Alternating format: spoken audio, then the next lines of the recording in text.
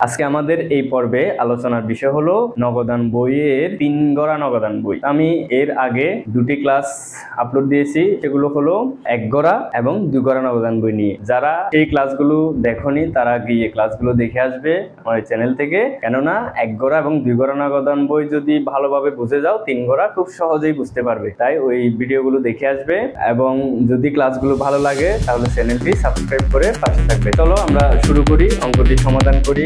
এখানে আমি একটি সৃজনশীল না লিখে শুধুমাত্র একটি এক্সাম্পল লিখেছি, উদাহরণ, যেটি নবম দশম শ্রেণীর কাজ থেকে লিখেছি, অষ্টম অধ্যায়ের একটি কাজ। সেই কাজটি হলো অর্ণব ট্রেডার্সের 2017 সালের জুলাই মাসের নিম্নলিখিত লেনদেন সমূহ 3 গড়া নগদান বইতে লিপিবদ্ধ করো। আমরা আজকে 3 গড়া করব। তো আমি 3 গড়ার নগদান বইয়ের কলামটি এখানে করেছি।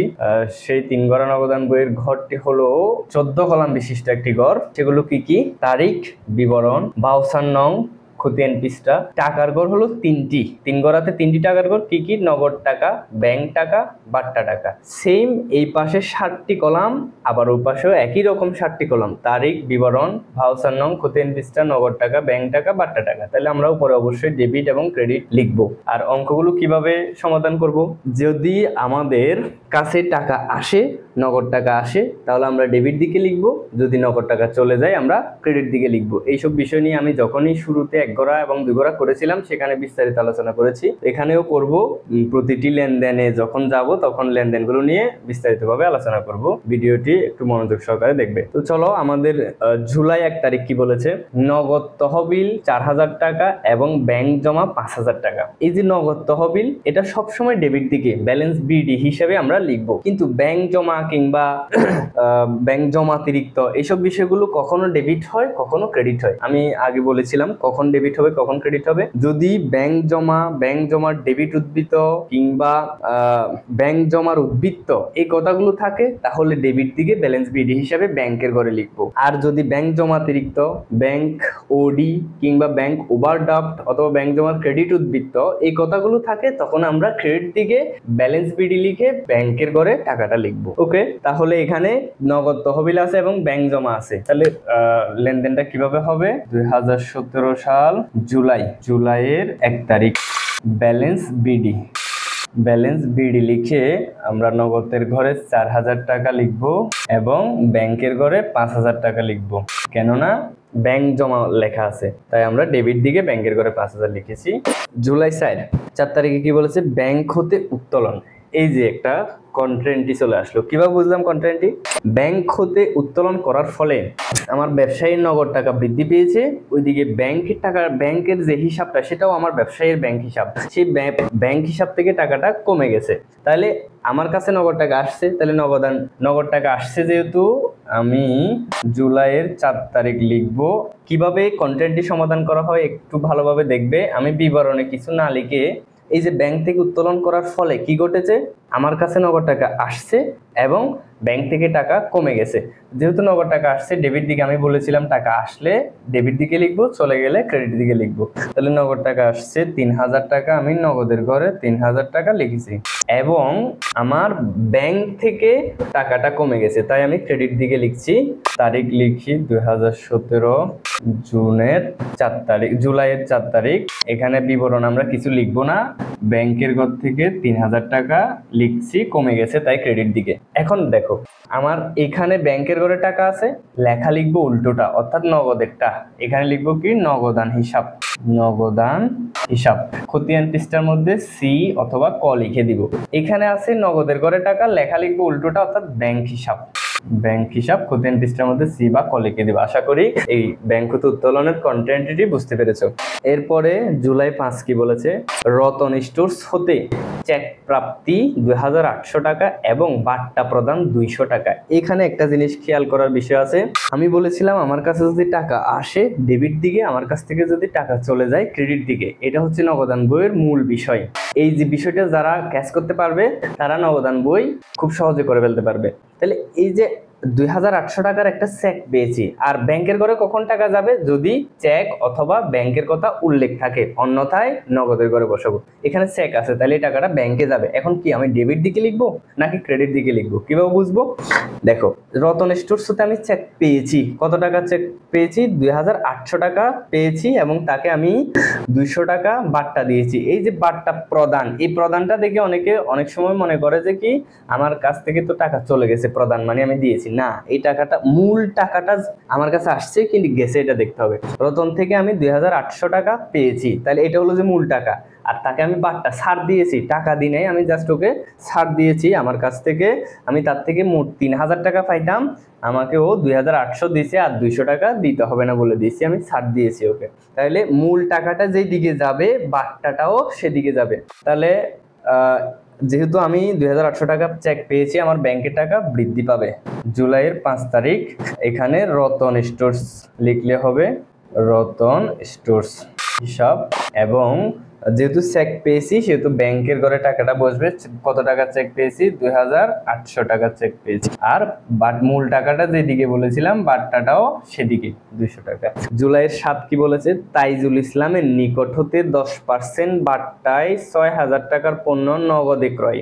10% বাট্টায় নগদে পণ্য ক্রয় করেছি আমি। একটা জিনিস খেয়াল করবে, বাট্টা দুই ধরনের আছে। একটা হলো কারবারি বাট্টা বা ব্যবসায়িক বাট্টা, আরেকটা হলো নগদ বাট্টা। কোনগুলো কারবারি বাট্টা বা ব্যবসায়িক বাট্টা আর কোনগুলো নগদ বাট্টা? পাওনাদার আর দেনাদারের বাট্টা হলো নগদ বাট্টা, এবং ক্রয় ও বিক্রয়ের বাট্টাগুলো হলো কারবারি বাট্টা।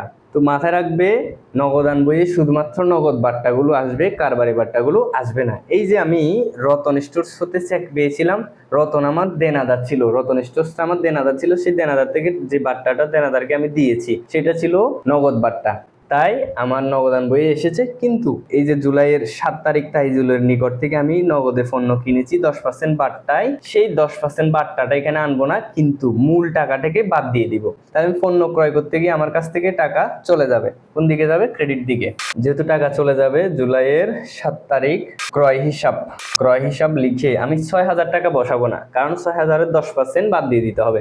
6000 টাকা 10% হলো 600 টাকা। তাহলে 6000 থেকে 10% 600 টাকা বাদ দিলে আর 5400 টাকা আমার কাছ থেকে নগদ টাকা চলে যাবে, 5400 টাকা। এরপরে জুলাই 12, 5% বাট্টায় 4000 টাকার দেনার পূর্ণ নিষ্পত্তি করা হলো। আমার থেকে কেউ একজন দেনা পাইতো, মানে অর্থাৎ আমার থেকে কেউ একজন পাইতো 4000 টাকা। কত? 4000। সেই 4000 টাকা ওকে আমি পুরো দিতে হয়নি, ও আমাকে 5% ছাড় দিয়েছে। তাহলে 4000 টাকার 5% আমরা বাট্টা বের করে নিই। কিভাবে বের করব? ক্যালকুলেটরে 4000 টাকা উঠাবো, গুণ 5, শিফট দিলে আমাদের পার্সেন্ট চলে আসবে, অর্থাৎ 4000-এর বাট্টা 5% বাদ দিতে হবে 200 টাকা।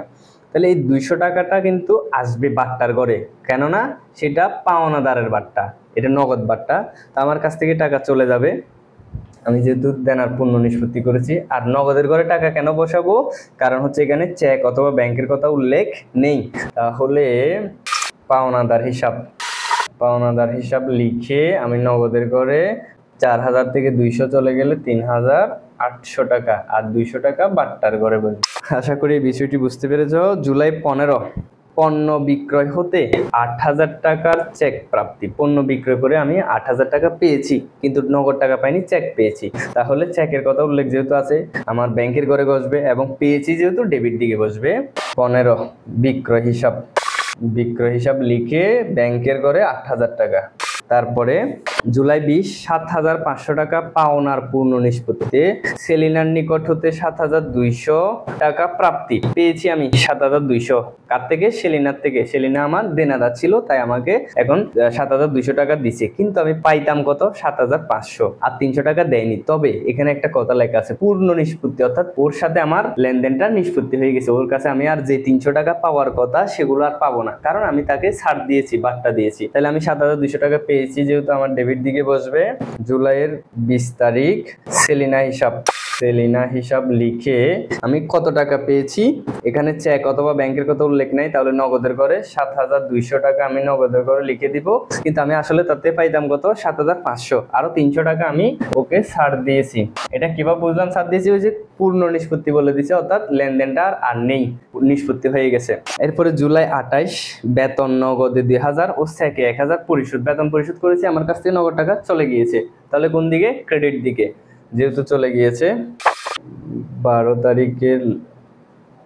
ওকে, এখন হচ্ছে আমার 28 তারিখ বেতন দিয়েছি আমি, বেতন হিসাব আমার নগদ থেকে দিয়েছি আমি কত, 2,000 নগদ থেকে চলে যাবে, আর 1,000 চেকে চলে যাবে ব্যাংক থেকে। তারপরে জুলাই 30 উপভাড়াটিয়ার নিকট হতে প্রাপ্তি, উপভাড়াটিয়ার নিকট থেকে পেয়েছি। এই উপভাড়াটা অনেকে বুঝে না, উপভাড়াটা নিয়ে একটু কথা বলি। উপভাড়ার সহজে যদি বলতে যাই, ভাড়ার উপরে ভাড়া, এটার মানে অর্থাৎ ধরো আমি একটা রুম ভাড়া নিয়েছি কারো থেকে, সেই রুমটা আমি আরেকজনকে ভাড়া দিয়েছি, ধরো আমি ভাড়া নিয়েছি 500 টাকা দিয়ে, এখন আমি আরেকজনের কাছে ভাড়া দিয়েছি, আরেকজন আমার সাথে শেয়ার করে থাকতেছে, সে আমাকে ওই জায়গা থেকে আমাকে ও 400 টাকা দিচ্ছে কিংবা 300 টাকা দিচ্ছে, ওর থেকে যে টাকাটা আমি পাচ্ছি সেটা আমার জন্য আয়। তাইলে আমার কাছে উপভাড়াটিয়ার নিকট থেকে যখন আমি টাকা পাবো সেটা আমার জন্য আয়, আমার কাছে টাকা আসবে। তাহলে ডেবিট দিকে কত তারিখ, 30 তারিখ উপভাড়া হিসাব, উপভাড়া হিসাব কত টাকা, 2,000 টাকা। এখানে চেক অথবা ব্যাংক নেই, তাই নগদের ঘরে।